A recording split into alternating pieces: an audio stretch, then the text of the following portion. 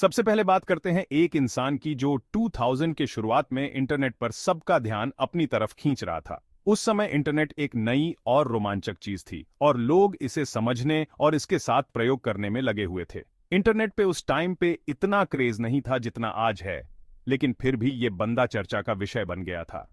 लोग internet cafe में जाकर घंटों बिताते थे और जॉन टाइटर की कहानियां पढ़ते थे, लेकिन फिर भी ये बंदा चर्चा का विषय बन गया था। उसकी कहानियां और दावे इतने अजीब और दिलचस्प थे कि लोग उसके बारे में बात करने से खुद को रोक नहीं पाते थे। उसका नाम था जॉन टाइटर, एक ऐसा नाम जो आज भी इंटरनेट की दुनिया में रहस्य और रोमांच का प्रतीक है। और जॉन भाई का कहना था कि वो वेट फॉर इट 2036 से आया है। हाँ, आपने सही सुना, 2036 फ्यूचर। एक ऐसा दावा जिसने सबको चौंका दिया। हाँ, आपने सही सुना, 2036 फ्यूचर। लोग सोचने लगे कि क्या सच में समय यात्रा संभव है?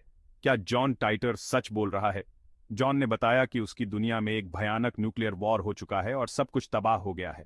उसने एक ऐसी दुनिया का वर्णन किया जो पूरी तरह से बदल चुकी थी। वो टाइम मशीन में बैठकर वापस आया है कुछ इंपॉर्टेंट इंफॉर्मेशन कलेक्ट करने के लिए। उसने कहा कि उसकी यात्रा का उद्देश्य मानवता को बचाना है। उसने फ्यूचर से लेकर बहुत सारी प्रिडिक्शंस भी की, जैसे कि सिविल वॉर और अलग अलग टेक्नोलॉजिकल एडवांसमेंट्स। उसकी भविष्यवाणियां इतनी सटीक और विस्तृत थीं कि लोग हैरान रह गए, जैसे कि सिविल वॉर और अलग अलग टेक्नोलॉजिकल एडवांसमेंट्स। उसने बताया कि आने वाले समय में तकनीक कितनी तेजी से बदलने वाली है। कुछ वेबसाइट्स पे तो उसने टाइम मशीन के डायग्राम्स भी डाले थे। उसने अपने दावों को साबित करने के लिए तकनीकी विवरण भी साझा किए। लोग उसकी बातों को सीरियसली लेने लगे थे। इंटरनेट पर उसके अनुयायियों की संख्या बढ़ने लगी और लोग उसकी हर बात को ध्यान से सुनने लगे। लेकिन फिर जैसे ही जॉन टाइटर इंटरनेट पे आया था, वैसे ही गायब भी हो गया। उसकी अचानक गायब होने से लोग और भी ज्यादा उलझन में पड़ गए। उसके बाद से आज तक कोई उससे कांटेक्ट नहीं कर पाया। लोग उसे ढूंढने की कोशिश करते रहे, लेकिन कोई सुराग नहीं मिला। उसकी कुछ प्रिडिक्शन सही हुई, कुछ गलत। कुछ लोगों ने उसकी भविष्यवाणियों को सच माना, जबकि कुछ ने इसे महज एक संयोग कहा। तो क्या जॉन टाइटर सच में फ्यूचर से आया था, या फिर यह सब एक इलैबोरेट प्रैंक था? हमें नहीं पता दोस्त, ये सवाल आज भी अनुत्तरित है। या फिर यह सब एक इलैबोरेट प्रैंक था? हमें नहीं पता दोस्त। कुछ लोग इसे एक बहुत ही अच्छी तरह से बनाई गई कहानी मानते हैं। ये तो एक अनसॉल्व्ड मिस्ट्री है। जॉन टाइटर का मामला आज भी एक रहस्य बना हुआ है और शायद हमेशा रहेगा। अगली कहानी और भी अजीब है। ये कहानी आपको सोचने पर मजबूर कर देगी कि क्या सच में समय यात्रा संभव है या ये सब एक धोखा है। 2003 में एक आदमी का नाम एंड्रयू कार्लसन बहुत न्यूज में था। हर अखबार और न्यूज चैनल पर उसकी ही चर्चा थी। एंड्रयू भाई ने स्टॉक मार्केट में ऐसे इन्वेस्टमेंट्स किए जिससे उसने बहुत सारे पैसे कमाए। $800 को $350 मिलियन में बदल दिया। यह सुनने में जितना असंभव लगता है, उतना ही चौंकाने वाला भी था। सोचो, $800 मतलब आज के टाइम में कितने होते होंगे? शायद कुछ हजार रुपये। लेकिन उस समय ये रकम और भी कम थी, और उस टाइम पे तो और भी ज्यादा। उस समय के हिसाब से ये रकम बहुत छोटी थी, लेकिन एंड्रयू ने इसे करोड़ों में बदल दिया, और एंड्रयू ने उन्हें करोड़ों में बदल दिए। उसने इतनी तेजी से और इतनी सटीकता से निवेश किया कि हर कोई हैरान रह गया। ऑब्वियसली एफबीआई को लगा कुछ गड़बड़ है और उसने एंड्रयू को अरेस्ट कर लिया। उन्हें लगा कि ये आदमी इनसाइडर ट्रेडिंग कर रहा है या फिर किसी और तरीके से धोखाधड़ी कर रहा है।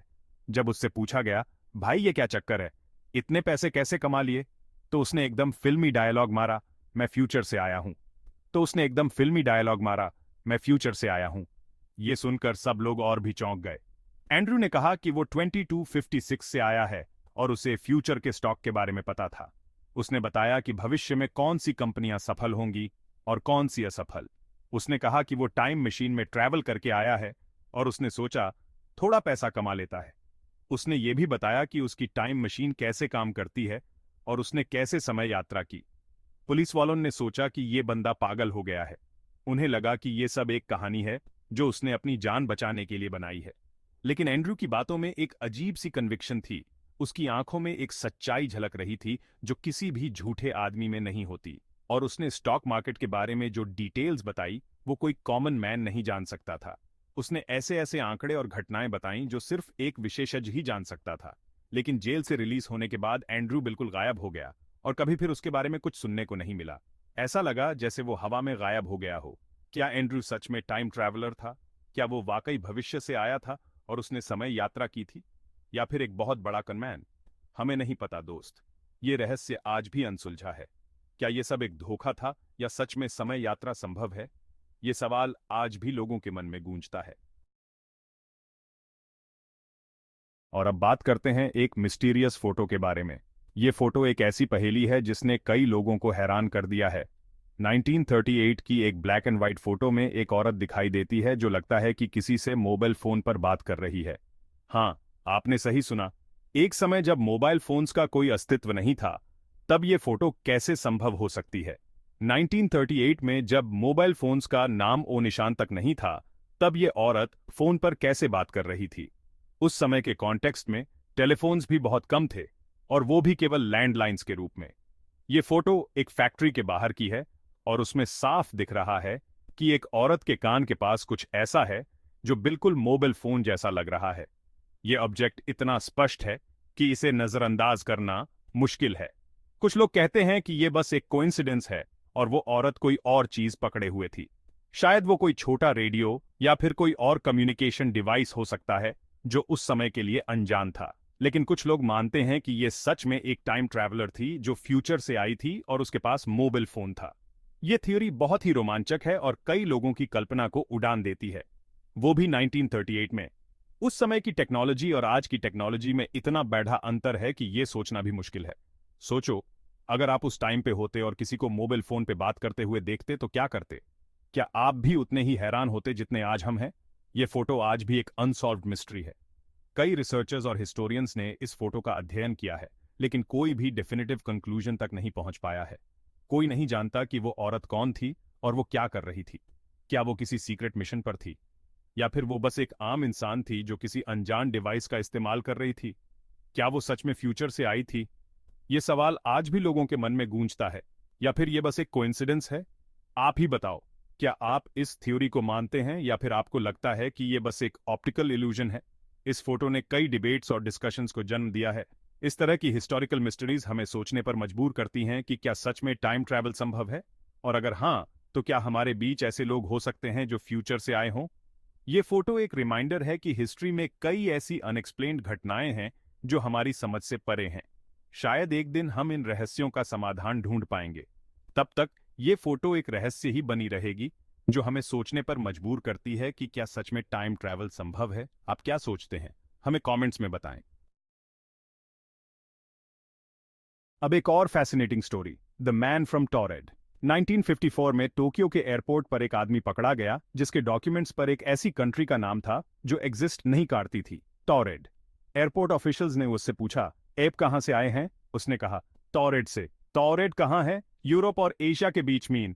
ऑफिशियल्स ने मैप्स चेक किए, इंटरनेट पे सर्च किया, लेकिन टॉरेड नाम की कोई कंट्री नहीं मिली।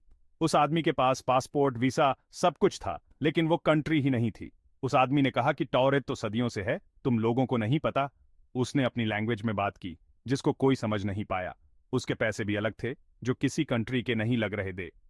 एयरपोर्ट के ऑफिसर्स ने यूज कुछ और पूछने के लिए डिटेंशन में रखा, लेकिन अगले दिन वो इंसान और यूएस के डॉक्यूमेंट्स वहां से गायब हो गए।